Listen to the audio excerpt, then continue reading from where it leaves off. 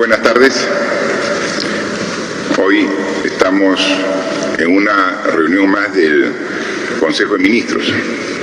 Desde el día 6 de marzo, en que se anunció el primer caso del COVID-19 coronavirus en el Perú, estas reuniones de Consejo de Ministros que ordinariamente se llevan una vez por semana, los días miércoles, son continuas.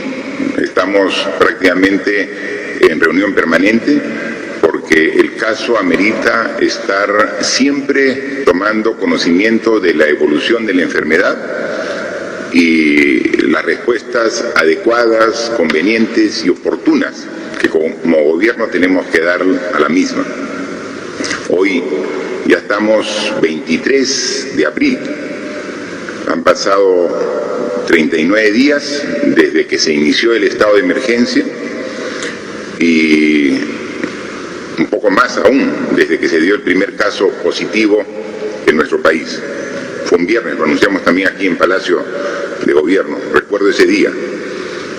En todo este tiempo, esta enfermedad compleja, dura, agresiva con los seres humanos, ha dejado un rastro de dolor, de pena, de angustia en toda la población, pero más aún en 572 familias, porque desde el inicio hasta la fecha son 572 personas que han perdido la vida producto del COVID-19 en nuestro país.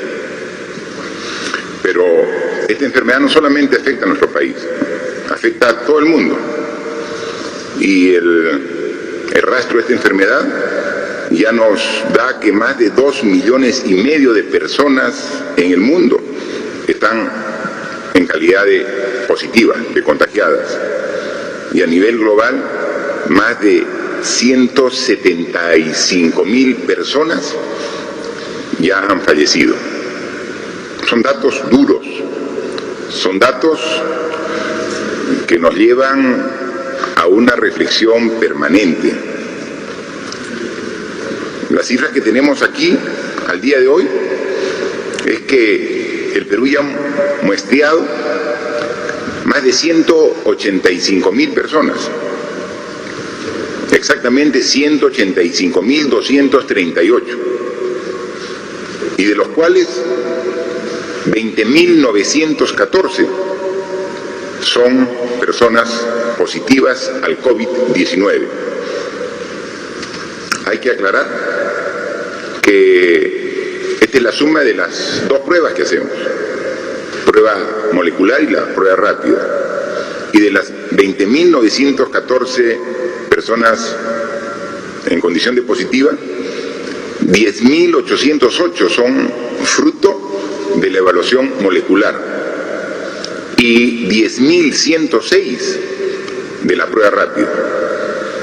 Siempre dijimos que eran complementarias, que una prueba no reemplaza a la otra, pero ven lo importante, 10,000 personas identificadas por la prueba rápida, que si no hubieran recibido esta evaluación, estarían quizás confiadas sin saber que ya eran portadoras del virus y no teniendo los cuidados que corresponden, porque como sabemos, este enemigo silencioso en muchos casos es asintomático.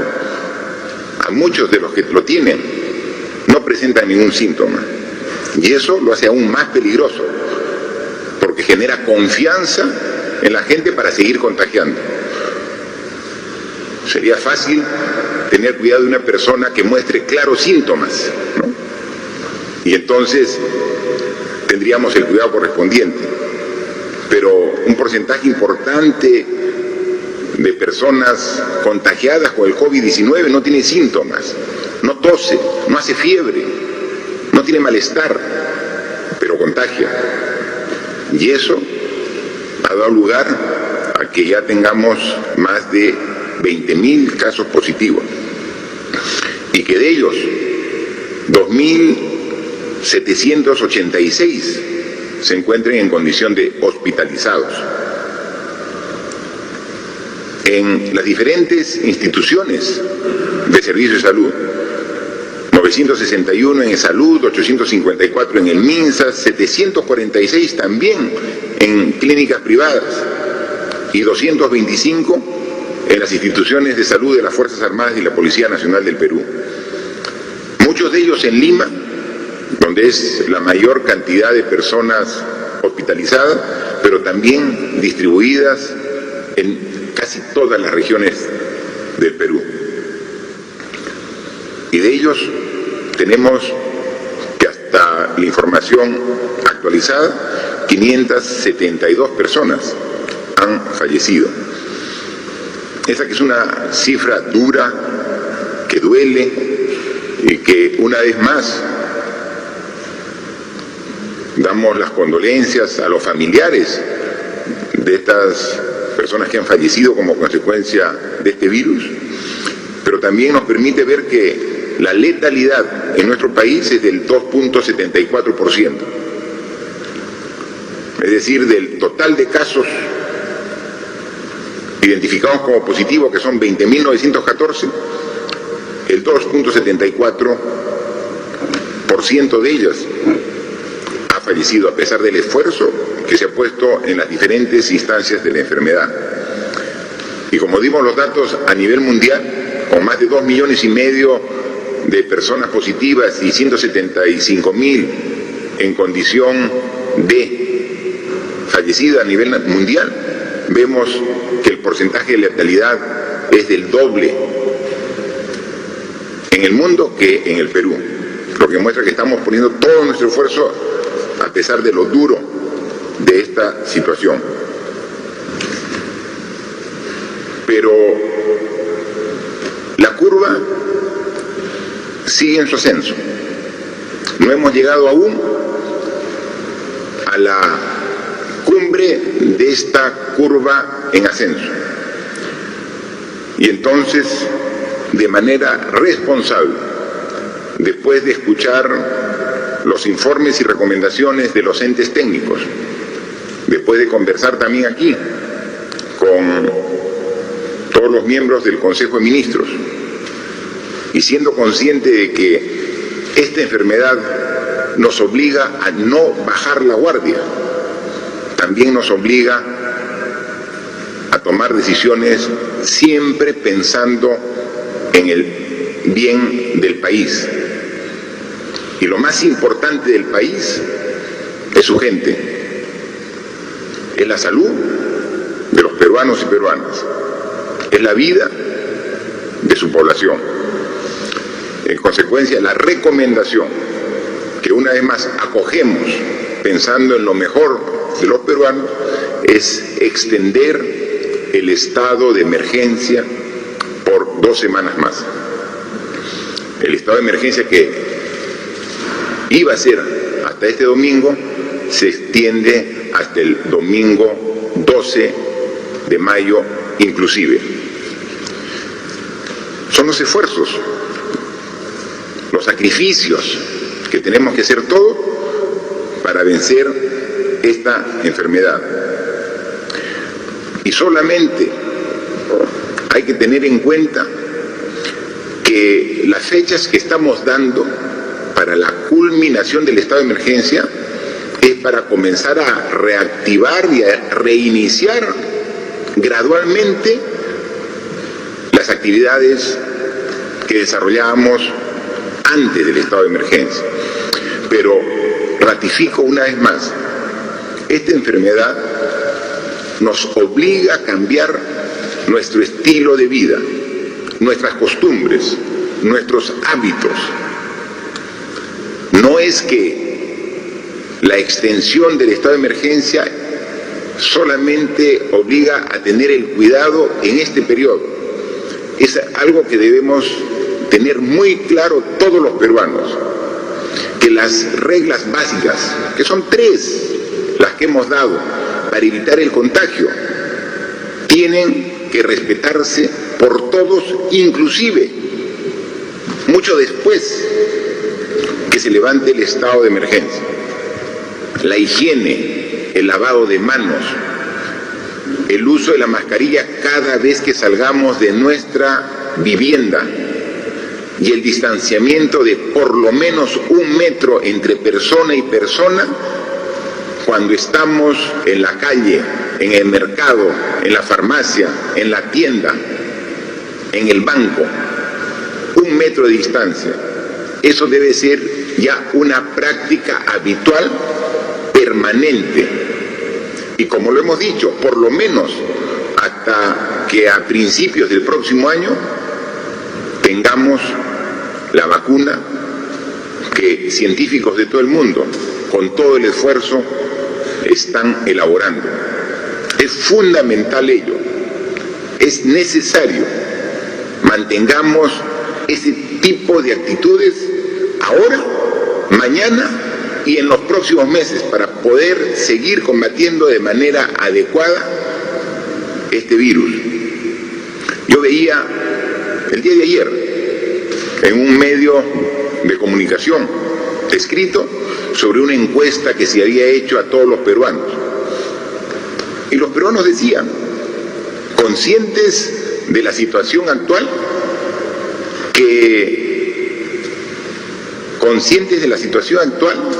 decían todos los peruanos que iban a continuar con el respeto a las indicaciones que hacían.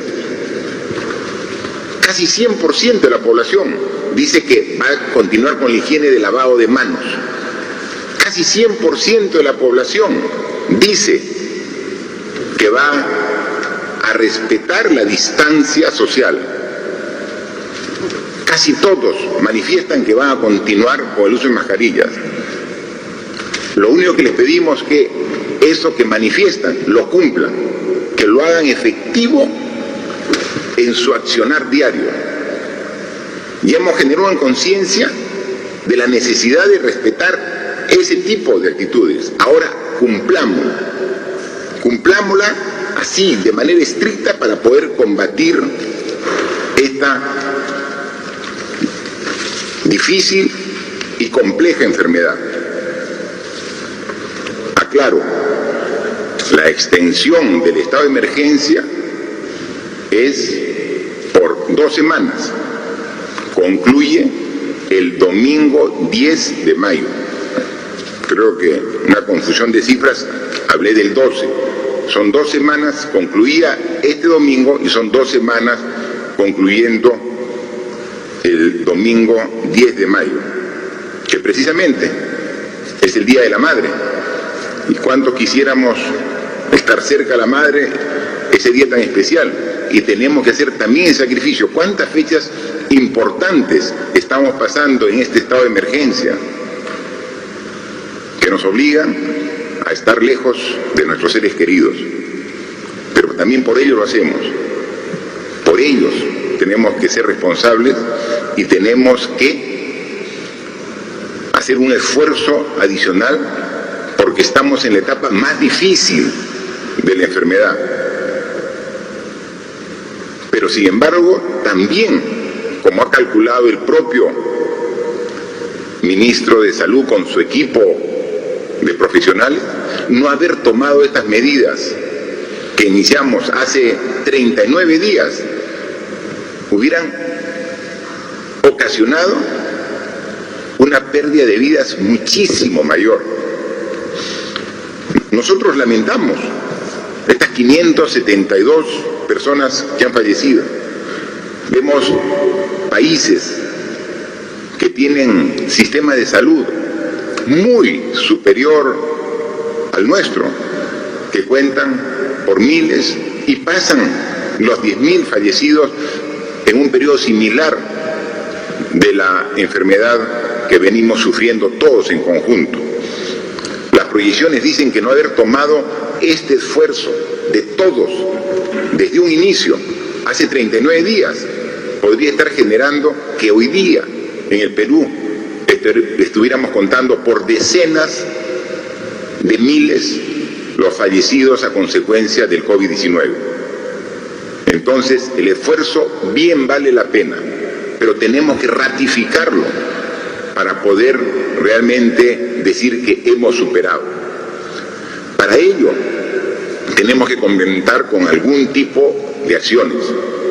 Somos conscientes de que el daño que hace este virus no solamente es en la salud de las personas, también es un daño que hace en su conjunto a toda la sociedad, que limitado de poder salir a realizar las actividades que generen los ingresos correspondientes a las familias peruanas, tienen que ahora pasar por restricciones, por necesidades que en algo queremos también atender. Por eso es que el día de hoy también hemos conversado aquí en Consejo de Ministros y hemos aprobado un concepto diferente para considerar a una mayor cantidad de hogares en un apoyo económico por efecto de este virus que afecta a todo el Perú. Yo quisiera que vean ustedes en pantalla un cuadro que resume el esfuerzo que estamos haciendo los países de la región, de Sudamérica, los que están haciendo esfuerzo económico para atender a su población. Nosotros, en función del análisis de la canasta básica de alimentos mínima que se requiere, una familia, un hogar, está calculada en 760 soles. Para poder comparar con otros países, la ponemos en una cantidad constante que es en dólares. 760 soles equivalen a 223 dólares. Ese es el apoyo económico que hemos venido dando a algunas familias, a algunos hogares, pero que somos conscientes que es insuficiente, que tenemos que llegar a los que realmente necesitan. En Argentina, por ejemplo, el apoyo económico está por el orden de los 151 dólares, en Brasil 113, en Chile 58, en Colombia 41 dólares. Es decir, de todos los países de la región, quien está haciendo el mayor esfuerzo para atender a la población que requiere ayuda de su gobierno en este momento difícil es el Perú. Pero ¿a cuántas familias debemos comprender para atender a los que requieren realmente? En el país tenemos alrededor de 32 millones de peruanos. Los 32 millones de peruanos, en función del censo de hogares, forman poco más de 9 millones de hogares.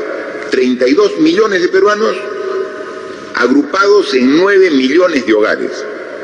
Hemos hecho una evaluación de cuántos hogares a la fecha no tienen mayores problemas de carácter económico porque tienen un sueldo que se ha mantenido hasta la fecha, porque están trabajando seguro en estas actividades económicas, productivas, para el abastecimiento de alimentos.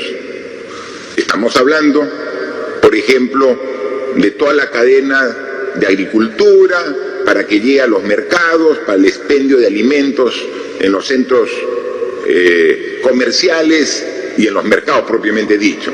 Los que atienden todo el tema farmacéutico, todos los trabajadores que están ahorita en planilla y siguen trabajando, y ellos son los privilegiados en esta circunstancia en el sistema bancario, financiero. Cuando hemos hecho un análisis del total de hogares, del 100%, existe un 25% que ahorita tienen con tranquilidad la seguridad que tienen un sueldo a fin de mes.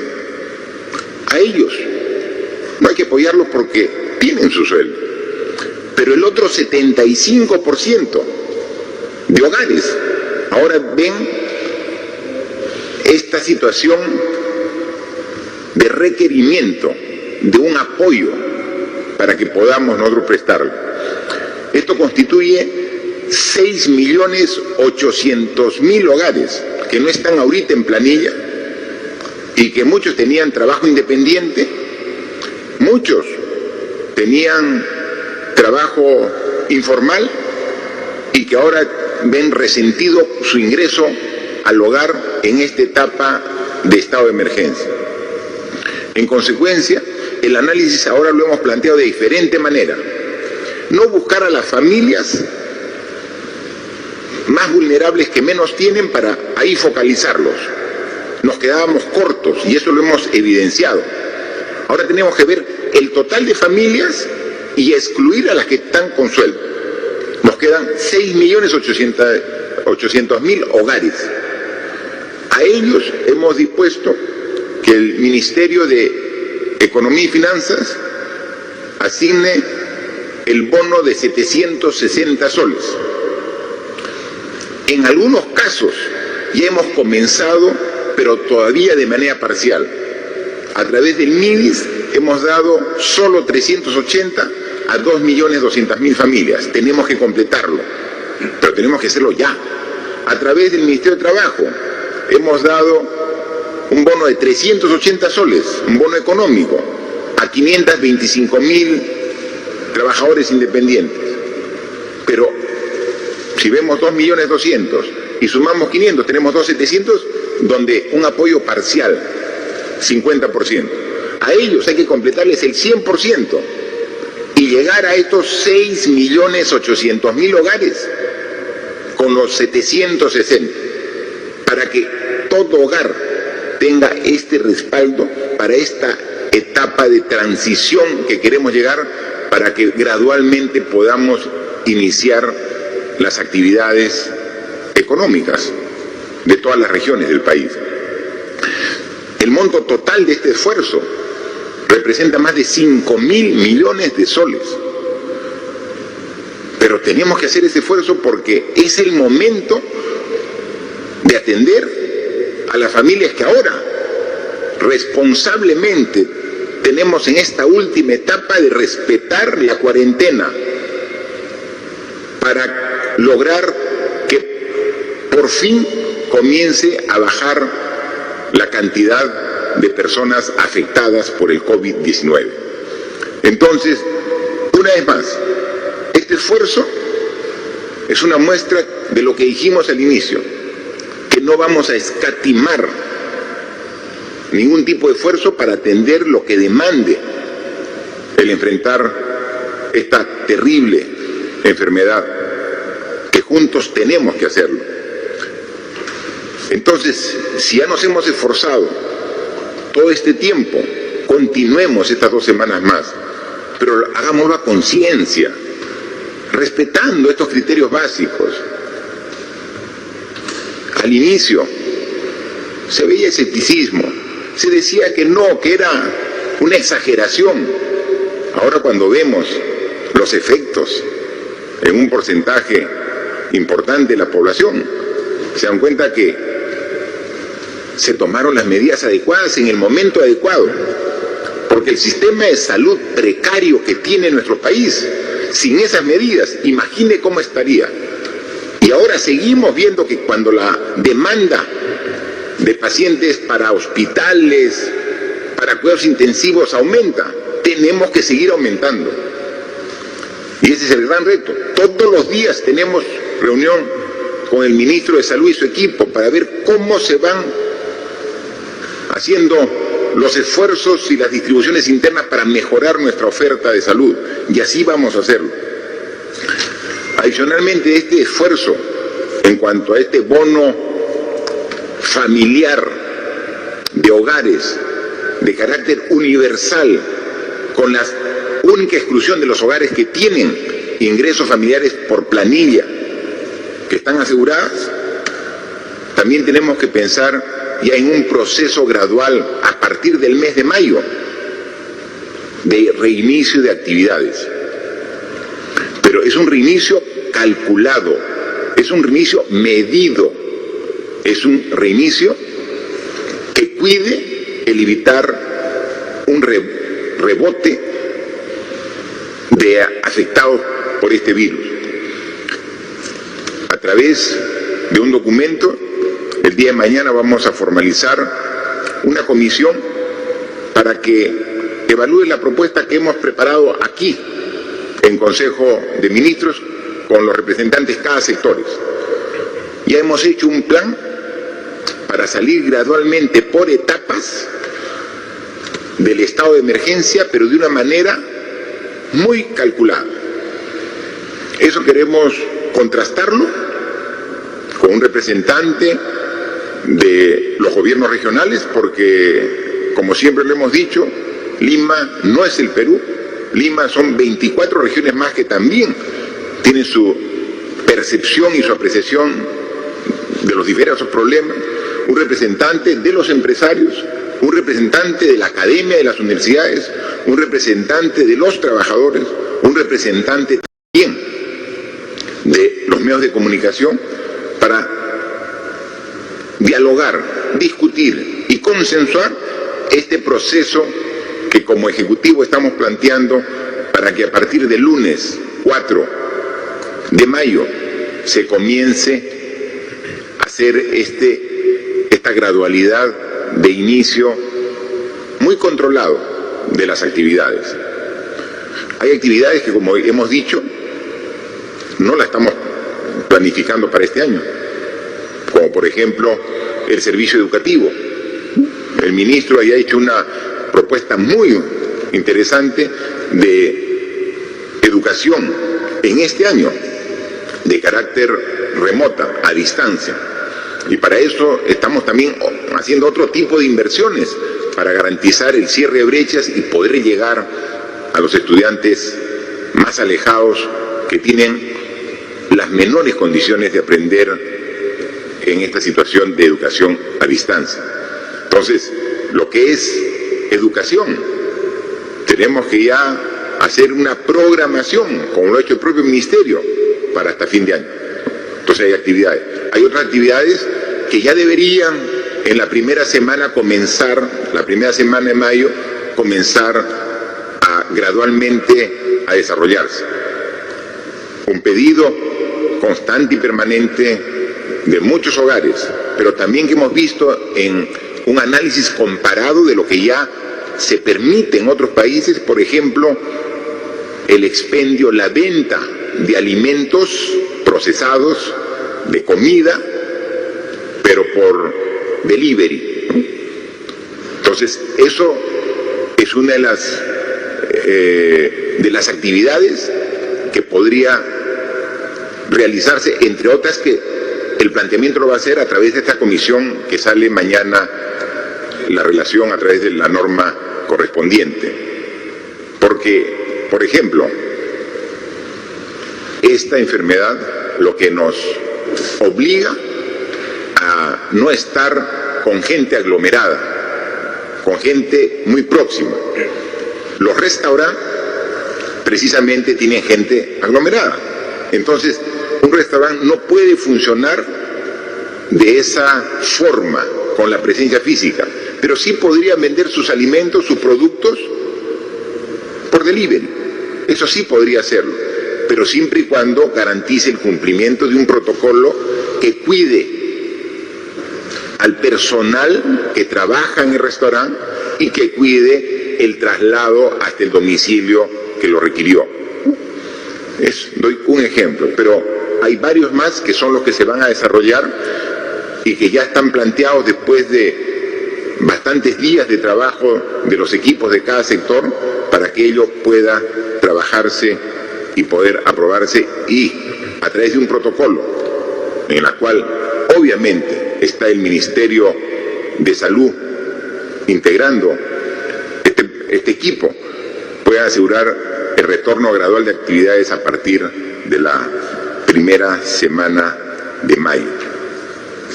Decirle adicionalmente que para un tema adicional y complementario vamos a pedir facultades legislativas en materia tributaria y financiera al Congreso de la República. Nosotros, al inicio de esta enfermedad, como ustedes saben, pedimos al nuevo Congreso facultades legislativas y nos las fue otorgada. Pero el alcance de estas enfermedades, de esta enfermedad por lo grave que es, requiere que complementemos este pedido de facultades con algún tema específico en tema tributario. Porque lo que se pretende en este momento difícil es que haya una real solidaridad de todos los peruanos. Y hay peruanos que pueden apoyar al resto de sus connacionales, al resto de sus compatriotas. Pero para eso se requiere una norma de carácter de ley cuya facultad no la tenemos. Vamos a pedirlo para que de esta forma, y esperamos y no dudamos, que en el corto tiempo podamos generar una norma que también va a ayudar en el enfoque que estamos dando. Así que estamos en un proceso, en parte de la situación, del proceso de la enfermedad difícil. Pero es ahí donde pedimos una vez más la unidad de todos los peruanos. Al inicio de la enfermedad, al inicio de esta pandemia, pedimos el apoyo y recibimos mucho apoyo de todos los actores políticos, de todos los actores sociales, de todos los gremios. Muy bien, pero ese apoyo se requiere en los momentos más difíciles. Es fácil estar de acuerdo cuando la enfermedad, la pandemia está recién empezando y no requiere todo el esfuerzo de los peruanos. Es ahora donde tenemos que ver quiénes quieren apoyar realmente para salir de esta difícil situación y quiénes solamente tienen una expectativa de mirar las cosas desde fuera y no comprometerse con la lucha que nos convoca a todos. Hemos agradecido y lo hemos dicho. Aquí hay personas que están en primera línea, el personal de salud, los médicos, las enfermeras, todo el personal de salud, primera línea. Nuestros agradecimientos a ellos. Primera línea, los policías, los miembros de las Fuerzas Armadas, en primera línea. Y esto es muy bien, pero es la primera línea. Solo con ellos no es suficiente. Si vamos a pensar que esta guerra la ganamos solamente con la primera línea de combate, no va a ser posible. Tiene que ser todos los peruanos. Todos tenemos que comprometernos. Y el compromiso se hace realmente evidente cuando se requiere. Dijimos que esta era una maratón, no era una carrera de 100 metros planos. Tiene que haber resistencia. Y ahora estamos en la etapa donde requerimos la resistencia de todos los peruanos. El apoyo, la solidaridad. En ese momento nos encontramos. Y es ahí donde nuevamente tiene que salir nuestra fibra más honda, más profunda, de amor a la patria, de amor a la familia, de amor a la sociedad, para preservar el país que todos queremos. Esto va a pasar, y cuando pase vamos a tener las mejores condiciones de nuevamente trabajar por nuestro futuro. Pero es el momento ahora, el momento difícil, donde requerimos la responsabilidad y el compromiso de todos los peruanos. Estoy seguro que vamos a contar con todo su apoyo, como siempre ha sido la característica de los peruanos en los momentos más difíciles. Yo agradezco siempre a los medios de comunicación que tienen a bien hacernos preguntas, interrogantes, que quedamos a su disposición. Gracias, señor presidente. Iniciamos entonces la ronda de preguntas virtuales. La primera pregunta es del portal La Mula. La pregunta dice: peruanas y peruanos están en las calles de Lima y otras ciudades tratando de retornar a sus lugares de origen. Están agrupados en diversos espacios públicos y son proclives a contagiarse. ¿Qué medidas adicionales va a tomar el gobierno nacional ante su demanda? Por otro lado, en cuanto al distanciamiento social, ¿están considerando alguna norma que incentive el uso de bicicletas como alternativa al transporte público y de cara a la sostenibilidad que requiere el país? Bien, efectivamente, conforme va evolucionando la enfermedad, también socialmente se generan nuevas necesidades. Y una de las demandas que se ha dado la última semana es precisamente la situación que ha planteado el periodista. Por favor, Premier, a ver si puede responder los esfuerzos que hacemos al respecto. Gracias, presidente. Una regla elemental para contrarrestar el crecimiento del contagio de este virus es la inmovilización. Por eso las diversas medidas que hemos dado, y especialmente las prórrogas relacionadas a la inmovilización social obligatoria, está destinada en esa perspectiva. El virus se mueve con las personas. Y por eso también tenemos que reconocer en estos momentos lo que es la labor tesonera de gobernadores, de alcaldes, que indistintamente en todo el país han coayudado a fortalecer esta labor de la llamada inmovilización social. Nosotros somos exigentes con la prueba rápida y se nos propone como una garantía de evitar el contagio, pero acá también tenemos que detenernos un momento. La prueba rápida nos da una respuesta inmediata. Puede hacer que la persona que supere una prueba rápida más adelante pueda prosperar el contagio. Y más aún, aquellas que a través de la prueba rápida salgan negativas, más adelante en su organismo puede cultivarse el virus. A efecto de ello insistimos, y ahí tenemos que ayudarnos tanto autoridades como ciudadanía a evitar la movilización. Es nuestro deber como gobierno velar por el bienestar de todos los peruanos, y en estas circunstancias por la salud de los peruanos. Pero también entendemos la legitimidad que tienen distintos ciudadanos de exigir la vuelta a sus regiones. Y atendiendo a ello es que hemos dado dispositivos. Y estos dispositivos enmarcan 3 consideraciones que no deben soslayarse de ninguna manera. La primera, que debemos facilitar, atender como prioridad a las personas de alta vulnerabilidad. La segunda, que tiene que hacerse necesariamente en coordinación con los gobiernos regionales, porque hay que hacer seguimiento a las personas que finalmente pudieran retornar a sus regiones. Y la tercera es que este tránsito a las regiones tiene que ser planificado y ordenado, porque las personas que lleguen a sus regiones tienen que estar sometidas a una regulación de cuarentena. Y obviamente esto no puede escapar de la capacidad de control que tienen que asumir los gobernadores regionales. Por eso sugerimos que esto sea de manera ponderada. Y hago extensivo mi observación porque los gobiernos regionales, en la mejor intención de poderse ordenar, a través de las redes sociales, difundieron un padrón para que pudieran indistintamente inscribirse. Y de todas las regiones a la fecha, se han inscrito 167.856 personas. Es decir, potencialmente tenemos 167.000 personas que pudieran volver a sus respectivas regiones. El día de hoy, atendiendo a la habilitación normativa que dimos en su oportunidad, a la fecha relacionado a 10 regiones, y han retornado vía terrestre o vía aérea 3.579 personas.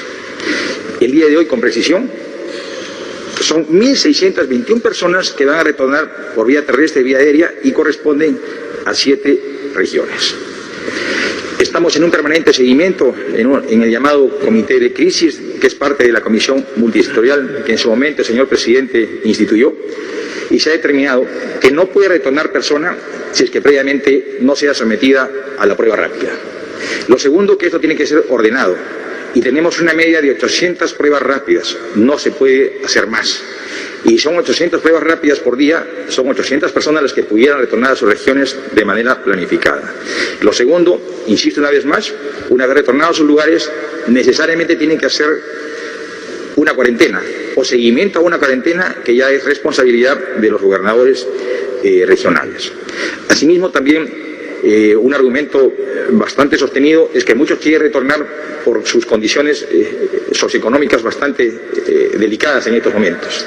A efecto de ello, el señor presidente acaba de anunciar del bono familiar universal, que es un dispendio económico importante que tiene que ayudarnos a que las personas no acudan a una corriente masiva de desplazamientos al interior del país. La respuesta que estamos dando a contrarrestar el contagio es una respuesta de Estado. Y en esa respuesta de Estado todos tenemos que sentirnos involucrados. Estado no solamente es el gobierno nacional, son los gobiernos regionales y los gobiernos locales, pero Estado también son los ciudadanos y tienen que ayudarnos a que este enorme esfuerzo de inmovilización que se han hecho en estas últimas prolongadas semanas se mantenga. Se ha dispuesto una inmovilización por 2 semanas más hasta el domingo 10 de mayo.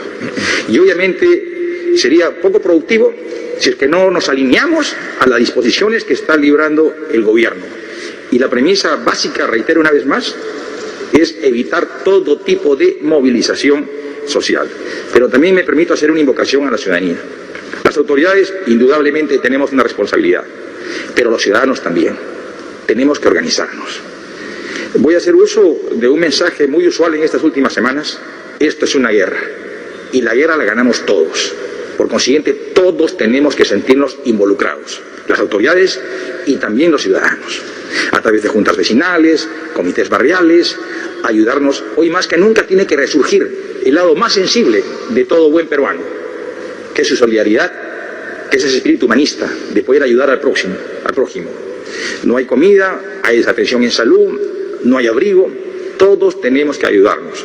Estamos haciendo grandes esfuerzos, disponiendo de todos los recursos que se tengan para poder a consideración de todos los peruanos, pero somos conscientes que es insuficiente. Será suficiente en la medida en que todos los peruanos nos sintamos de una u otra manera comprometidos.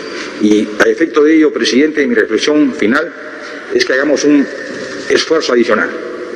Esto no ha concluido, seguramente vienen semanas bastante complicadas, pero estaremos fortalecidos si respondemos a este contagio de manera unida y consensuada como buenos peruanos. Gracias, Premier. La pregunta también consideraba un aspecto referido a la movilidad alternativa.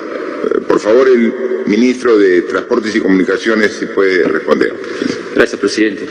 Efectivamente, a través de la Autoridad de Transporte Urbano de Lima y Callao, asimismo como la Dirección de Promovilidad, que tiene la competencia a nivel nacional, han preparado una estrategia de movilidad urbana que permita los cambios de los patrones de movilidad de las personas. Y en tal sentido, en esta oportunidad permite también fomentar el uso de las bicicletas y sobre todo las bicicletas populares, a efecto de permitir que los sectores de menores ingresos de la ciudad puedan acceder a estas bicicletas populares y se puedan movilizar hacia su centro de trabajo, hacia los hospitales, hacia las escuelas. Entendemos que tenemos que ofrecer como Estado alternativas de desplazamiento a las personas y que permita, en cierta manera, poder no ir utilizando los sistemas de transportes masivos, dado de que vamos a continuar con estas medidas de distanciamiento social, cumpliendo los protocolos de salud. Y en tal sentido vamos a implementar a través de la Autoridad de Transporte Urbano, a través también de Promovilidad, en estos planes, en esta estrategia de cambio de movilidad urbana para las personas, carriles exclusivos en la ciudad, que permitan el uso de las bicicletas.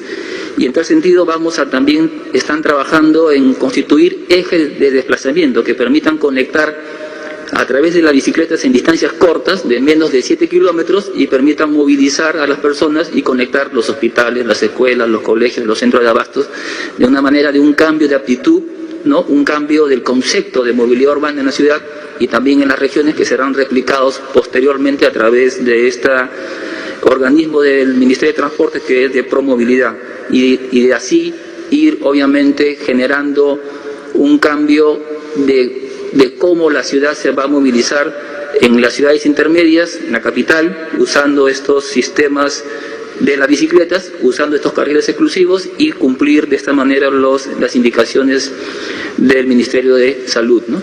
Gracias. Muchas gracias. La siguiente pregunta es de Latina. Esta mañana hemos sido testigos de cómo policías y sus familiares hacen una larga cola en el Hospital Augusto B. Leguía, clamando que les hagan prueba para COVID-19. Muchos de ellos ya están con los síntomas y están a la intemperie en la calle. ¿Qué se va a hacer con ellos y con los efectivos de provincias que también están padeciendo la falta de atención médica? ¿No sería mejor habilitar otra torre de la villa solo para atender a policías y militares? También hemos visto que las morgues o mortuorios de los hospitales de provincias e incluso los de Lima ya han colapsado. ¿Cómo revertir esta situación? Bien, por favor, el ministro del Interior, para que responda a esta pregunta. Muchas gracias, presidente. Yo quiero informar al país de que la Policía Nacional la constituyen 130.000 efectivos. De los 130.000, 80.000 están dedicadas a labor operativa, a controlar las calles con la Fuerza Armada. De estas personas se han contagiado alrededor de 1.300, que constituye el 1.6. Pero al mismo tiempo, como Estado, estamos respondiendo porque hasta el momento han sido testeados con la prueba molecular o la prueba rápida 24.000 efectivos. Desafortunadamente, el día de ayer se acabaron las pruebas, pero hoy hemos recibido una transferencia de 20.000 pruebas rápidas y se va a reiniciar este servicio a los policías en horas de la tarde y mañana se van a continuar con todas las comisarías y unidades de Lima y a nivel nacional también. Estamos haciendo como gobierno todos los esfuerzos necesarios y por eso el sector interior está adquiriendo 80.000 pruebas moleculares y 120.000 pruebas rápidas que van a llegar la próxima semana, porque entendemos de que este virus ha llegado acá para quedarse por largos meses y la policía como la Fuerza Armada constituyen la primera línea de acción en esta guerra que estamos librando. Y por eso los policías, todos los policías van a ser testeados, sin excepción, porque esta situación va a ser recurrente y la exposición que hacen los policías al hacer la contención social los expone a pesar que están protegidos. Hemos adquirido 50 millones de soles en guantes, mascarillas, desinfectantes, gel, equipos biomédicos, equipos de protección especial, pero no es suficiente. Nosotros tenemos el compromiso de seguir protegiendo a nuestra primera línea de acción. Estamos tensionando todas nuestras fuerzas, haciendo convenios con clínicas privadas, implementando más habitaciones para contagiados en otros lugares del país. Pero yo quiero lanzar un mensaje a los policías nacionales. Hemos librado guerras similares en el pasado. Es hora de demostrar de qué madera están hechos los policías de corazón. Yo sé que son momentos complicados, pero tengan la tranquilidad que este gobierno no los abandona. No hagan caso a voces apocalípticas, a voces pesimistas. Vamos a salir de este problema. Van a estar protegidos, están siendo protegidos. Y con esto quiero una vez más renovar el compromiso que tenemos. No va a haber policías que estén abandonados por este gobierno, a pesar de todas las complicaciones que se presenten en el momento. Vamos a salir de esto, confíen.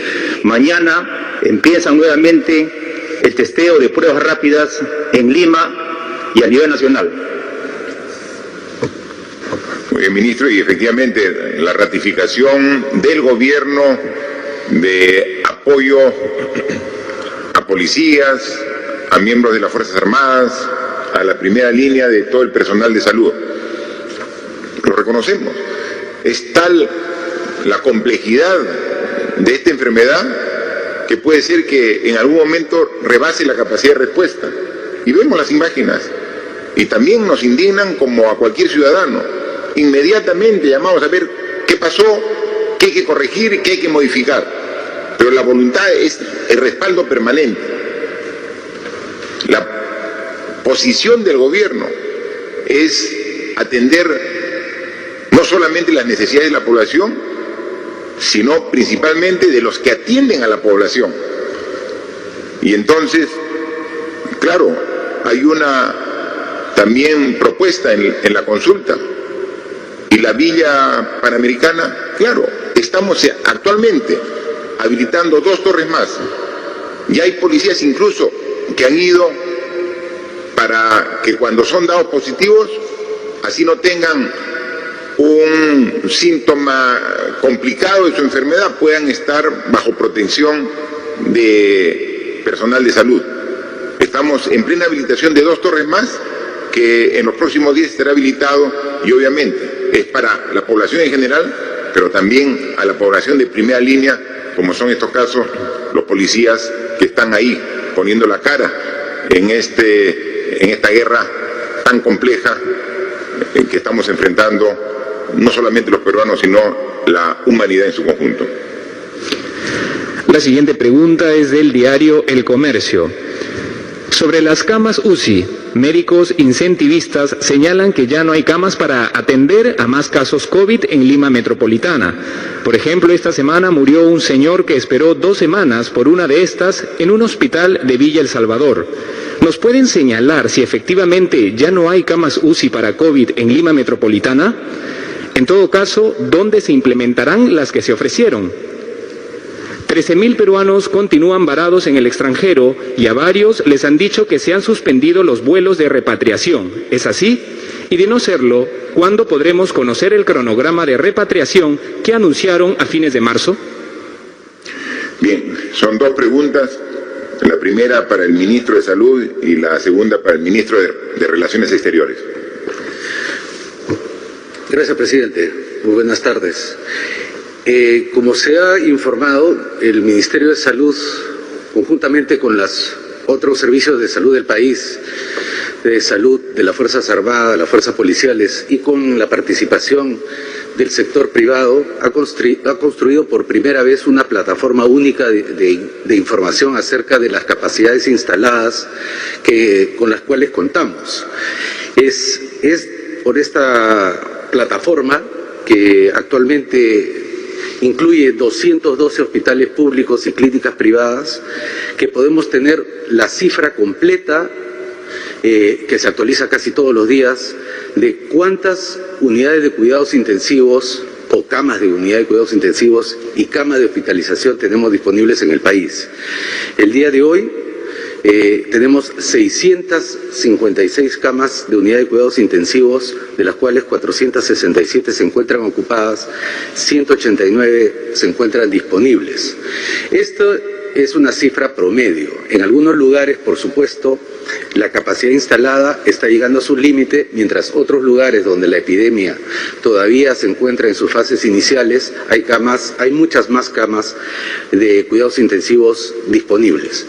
La posibilidad de usar una cama u otra durante el día o durante la noche depende de la interacción entre los distintos prestadores que regularmente no trabajaban juntos y hoy día nos estamos, entendiendo cada vez mejor. Cada uno tiene sus protocolos, sus fichas, sus formas de pago. Incluso en la última semana hemos aprobado un decreto de urgencia a través del cual se habilita el intercambio prestacional, la posibilidad de que toda persona, independientemente de quién sea su asegurador, el SIS, el Salud o un seguro privado, pueda atenderse en otro servicio, ya sea privado de salud o del Ministerio, la cual era una de las principales barreras para poder utilizar el sistema en todo su potencial.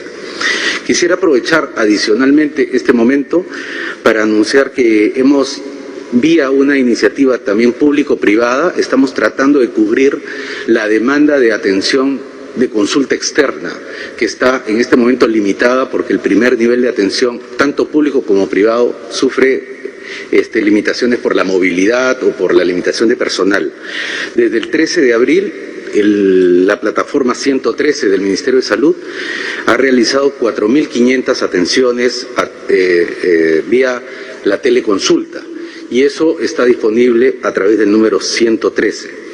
A su vez, el día de ayer, debido a la gran demanda que estamos teniendo en todo el país, hemos declarado la alerta roja en todos los establecimientos de salud para poder movilizar a los recursos humanos, que es el principal recurso para poder ofertar el servicio.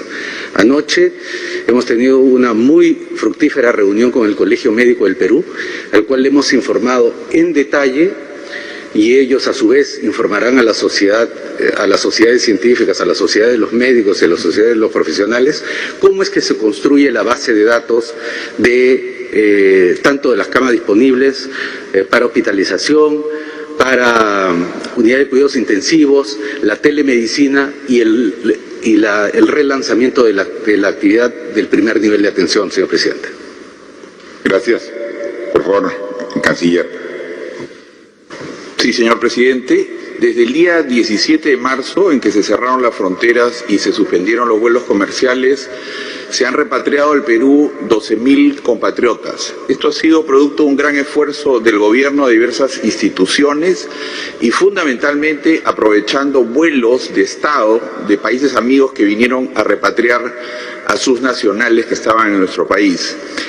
En estos días ya prácticamente no existen estos vuelos de Estado porque ya se han repatriado la inmensa mayoría de turistas que estaban en el Perú, cerca de 30.000, con un gran esfuerzo también que ha involucrado diversas instituciones del país.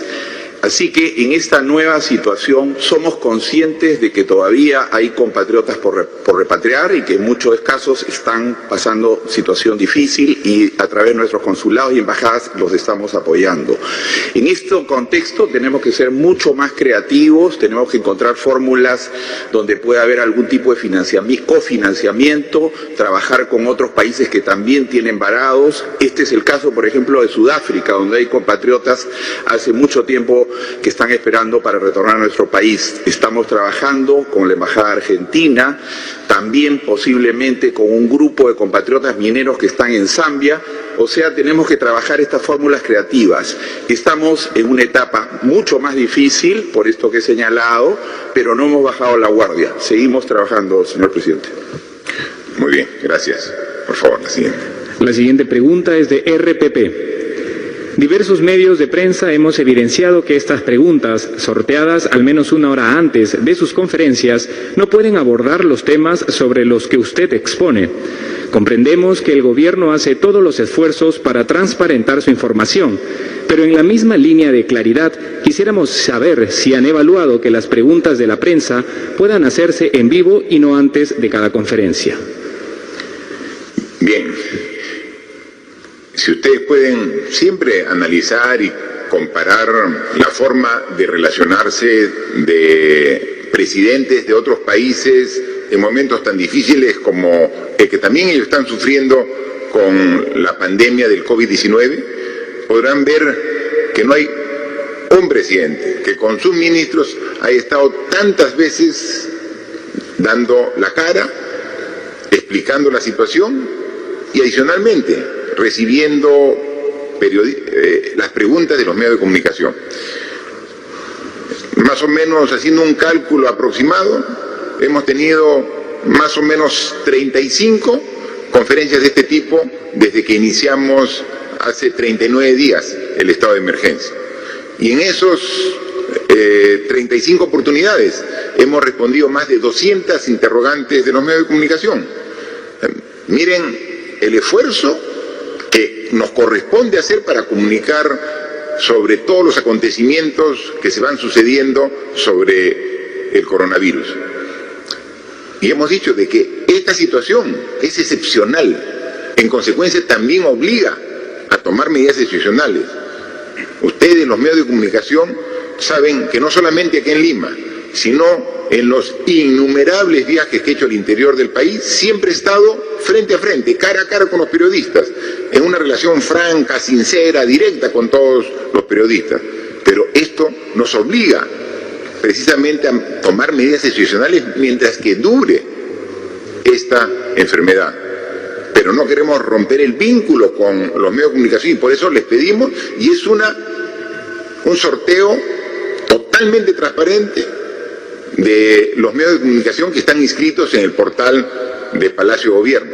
Y entonces pueden participar, han visto, de manera plural y preguntar y respondemos o hacemos el esfuerzo de responder todas las preguntas que hacen. Y dicen, pero no podemos preguntar exactamente lo que hoy día se dijo. Pregunten mañana. O sea, si hacemos muy frecuentes este tipo de conferencias de prensa. Entonces, lo que quedó pendiente porque fue un anuncio el día de hoy, lo pueden preguntar al día siguiente. O si no, este tipo de presentación es complementada con entrevistas que tienen los ministros permanentemente en los diversos medios de comunicación. Y ellos llevan la voz de gobierno. O sea, el presidente y los ministros llevan la voz del gobierno, son voceros oficiales de gobierno. Cualquier tema, yo estoy seguro que tienen toda la amplitud y la voluntad de responder cualquier inquietud de la prensa. Así que este gobierno respeta la libertad de prensa, respeta a todos los medios de comunicación, incluso a los que critican y a los que son severos con el gobierno, igual lo respetamos y atendemos sus preguntas y con gusto lo respondemos cada una de ustedes cuando son canalizadas a través de este mecanismo. Gracias, señor presidente. Para culminar esta ronda tenemos la pregunta de la Asociación de Prensa Extranjera en el Perú. Presidente Vizcarra, la Comisión Económica para América Latina y el Caribe, CEPAL, dijo el martes que las economías de América Latina caerán este año un 5.3% golpeado por el coronavirus, incluido Perú con un retroceso de 4%. ¿Coincide con esta proyección para el caso peruano? En todo caso, ¿cuándo comenzaría a recuperarse el país o cómo ve la economía peruana en el 2021? Debido a la crisis por la pandemia, el gobierno considera, como han sugerido algunos políticos peruanos, implementar un impuesto solidario a los más ricos del país, donde según la revista Forbes, 6 grupos económicos acumulan casi 12.000 millones de dólares. Esto es poco menos de la mitad de todo el dinero del estímulo económico que está ejecutando Perú para combatir los efectos del coronavirus. Muchas gracias por la interrogante. Están directamente dirigidas a la ministra de Economía y Finanzas. Gracias, presidente. Todas las instituciones que han proyectado cifras de crecimiento reconocen que hay mucha incertidumbre. Lo que podría hacer que difieran estas proyecciones tiene que ver con el impacto del paquete fiscal que hemos diseñado, que como hemos dicho varias veces es un paquete muy audaz. De hecho, ya se ha difundido en varios medios de comunicación que la primera subasta que ha realizado el Banco Central para reactivar Perú ha sido muy exitosa, con las tasas de interés real de los préstamos serán cercanas a cero. Nosotros, como lo ha anunciado el presidente, estamos ya trabajando en un programa de reapertura gradual de la economía. Nos tenemos que acostumbrar a una nueva normalidad donde va a ser importante que la economía vaya reanudándose de manera controlada, siguiendo una serie de protocolos y estándares sanitarios. Nosotros esperamos que la recuperación económica se inicie a partir del tercer y cuarto trimestre del año. Nosotros como gobierno nos hemos propuesto retornar al crecimiento potencial y vamos a dar todo nuestro esfuerzo en ese objetivo. Respecto a la pregunta tributaria, la historia de los impuestos demuestra que los impuestos son una medida idónea y eficaz en tiempos de crisis. En el marco de las facultades que ha anunciado el presidente, estamos evaluando medidas, pero como gobierno somos muy responsables con todo lo que plantearemos, siguiendo estándares internacionales, siguiendo además los parámetros de razonabilidad constitucional de los impuestos, todas las medidas inspiradas en el principio de solidaridad al que se refirió el presidente Vizcarra. Muchas gracias. Sí, para eso estamos ya trabajando el pedido de facultades legislativas al Congreso de la República e inmediatamente, ya simultáneamente, vamos a estar preparando el decreto legislativo porque no hay tiempo que perder. Tenemos que actuar en todos los aspectos de manera simultánea y este es un aspecto que no debemos dejarlo de lado. Es sumamente importante mostrar la solidaridad de los que más tienen con los que menos tienen. Lo estamos haciendo como gobierno, estamos haciendo un gran esfuerzo. Más de 5.000 millones aquí en este bono familiar universal. Sabemos que lo más difícil de este bono es la operatividad del mismo, porque está la decisión tomada, está el presupuesto asignado, están las familias, hogares determinados. El problema es cómo físicamente le hacemos la transferencia, cuando más de la mitad de estos hogares no tiene ninguna cuenta, ninguna tarjeta bancaria, o sea, no tiene relación con ninguna entidad bancaria. Sería fácil agarrar y tener un listado de cuentas y simplemente una transferencia directamente a cada una de estas cuentas. No, aquí tiene que ser una transferencia mucho más manual, donde tiene que ir a recoger en muchos de los casos. Entonces, la decisión está tomada. Hay la voluntad y porque tenemos conciencia que si no apoyamos a las familias que realmente requieren en este momento difícil, estamos dejando en alto nivel de vulnerabilidad. Entonces tenemos que apoyarla. Y vamos a ver todo el esfuerzo para ver el mecanismo más ágil para que en el transcurso de las próximas semanas podamos llegar. El esfuerzo que ya lo empezamos con algún tipo de bono, que es de más de 5.000 millones, solamente hemos avanzado 1.000. Y eso tenemos que ser pues autocríticos. Es decir, debemos ser más rápidos. La gente, cuando tiene hambre, el hambre no espera. Y hay veces, tu propio hambre te lo puedes aguantar, pero no el de tu hijo. Y entonces ahí tenemos ahí el dinero, tenemos el presupuesto, tenemos que llegar más rápido a las familias. La burocracia, los enormes problemas al interior de la propia administración pública a veces demora más de lo que debiera. Ya está definido, ya está aprobado, ahora hay que operativizar. Y entonces, reconociendo que los procedimientos son lentos y que tenemos que mejorarlos y corregir, como hay que corregir muchas cosas más. Día a día vemos errores en nuestro accionar, porque claro, cuando las cosas están tranquilas, cuando están dentro de la normalidad, cometes errores, pero casi hay veces hasta pasan desapercibidos. Pero cuando llegas a situaciones extremas como las que estamos llegando aquí y en todas partes del mundo, es ahí donde se evidencian más tus debilidades. Pero esa debilidad o te hace correr o escapar o te hace parar fuerte y enfrentarla. Eso tenemos que hacer los peruanos. Vemos día a día las debilidades que salen a la luz de un sistema administrativo desfasado que necesita modernizarse y que necesita ser mucho más práctico. En el camino, en el proceso lo estamos corrigiendo, pero atendiendo las necesidades. Entonces, entre más problemas tengamos, tenemos que ser más creativos para encontrar solución a los problemas. Pero adicionalmente, además de creativos, tenemos que poner más fuerza para enfrentar a los problemas que se ponen más difíciles. Vamos a llegar con este bono. Es difícil la operatividad. Hemos aprendido en estos bonos que se han demorado y hemos ido entregando. Pero cada vez que nos demoremos un día o una semana en la entrega de ese efectivo, de ese bono económico, pensemos que hay familias que están esperando para satisfacer sus necesidades básicas, elementales. Ahí tenemos que redoblar esfuerzos para trabajarlo. Otro tema que se ve, que estar 40 días en casa, en viviendas que últimamente son cada vez más estrechas, más pequeñas, genera un problema emocional no solo a los adultos, sino también a los jóvenes, a la niñez que está en la casa. Con justa razón el ministro de Educación ha pedido que, si bien las clases, la educación va a ser a distancia para evitar de que se junten los niños en 30, 40 en un aula, también hay que buscar una forma para permitir que los niños salgan una vez al día a dar una vuelta si hay un parque cerca, o por lo menos dar una vuelta a la manzana de su lugar donde viven.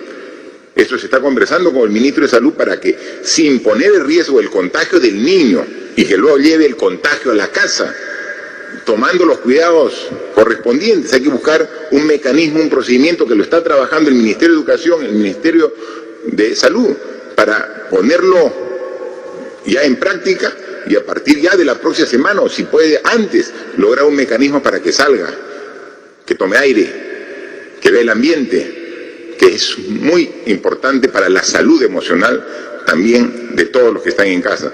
Hay mucho por hacer y todo eso uno lo va conociendo de las propias necesidades que se van presentando. Este tipo de necesidades no lo teníamos la primera semana o segunda semana, pero ya pues 40 días tenemos que dar planteamientos para esos casos, como para muchos casos más. Así que estamos aquí, al frente de esta situación tan compleja, sabiendo lo difícil que es enfrentar una enfermedad nueva en el mundo, que hace pocos meses no se tenía conocimiento de ello. que la ciencia hasta ahorita la sigue estudiando, sigue viendo qué hacer al respecto. Mientras que eso ocurre, nosotros tenemos que estar al frente, mejorando la capacidad de respuesta, corrigiendo las deficiencias, asumiendo errores en el proceso, pero siempre con la convicción de que vamos a salir adelante, que esta guerra, como muchas otras en el pasado, la vamos a ganar. Los peruanos vamos a salir adelante. Son momentos difíciles, sí, son momentos duros, sí, muy duros, pero tenemos que ser más fuertes que el problema para poder salir adelante. Lo vamos a hacer con la ayuda y con la unión de todos los peruanos. Muchas gracias.